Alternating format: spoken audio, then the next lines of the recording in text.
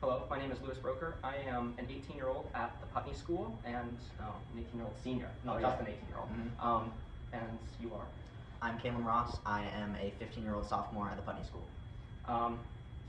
We are working to forge this hammer in a coal forge, and we don't have a press or a power hammer, and so we will be making a lot of the tools along the way, such as fullers, and we were aiming for a 3.5-pound cross peen that would be ideal for making leaves.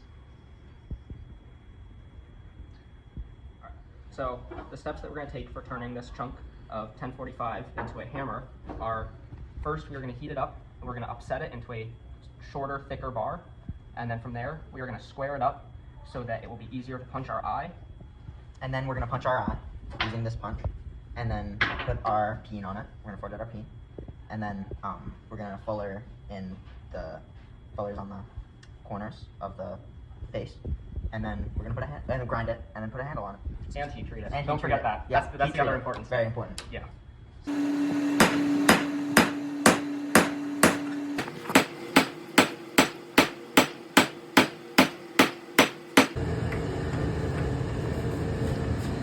Has this been a highly upsetting hour? Oh yeah. Very upsetting. So we're about to punch the eye of the hammer using this punch right here. We're going to punch through until we see a shine line on the back, and then we're going to punch the rest of the way through. Yep. Yep. Yep. Yep. So next step is we're going to drift the eye on the hammer with this drift right here and this hammer. So I'm just gonna.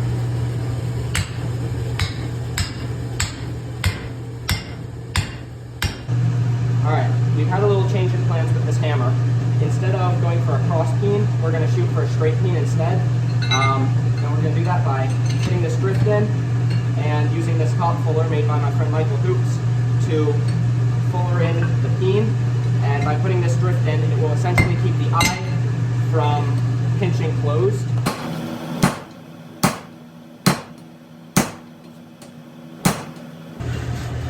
And now we are putting some fullers in on the 45 on the diagonals.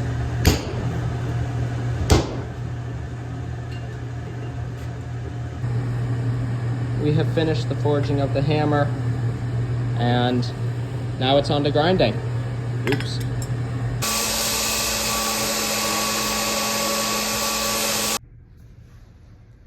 Well, we got all the grinding done on the hammerhead, and the next step here is to throw it back into the forge, stamp it, and heat treat it.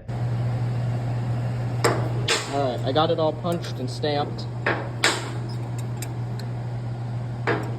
And the last part now is to wait for it to cool down before I can hit it with the torch and heat treat it.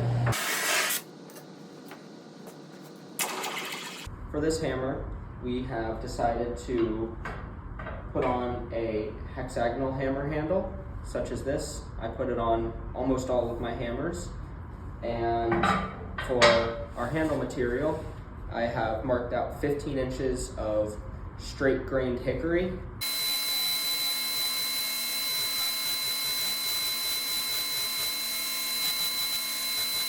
Okay, so we got our hammer handle all shaped up and sanded, and we have 3 wedges that are ready to go. So let's throw this handle on.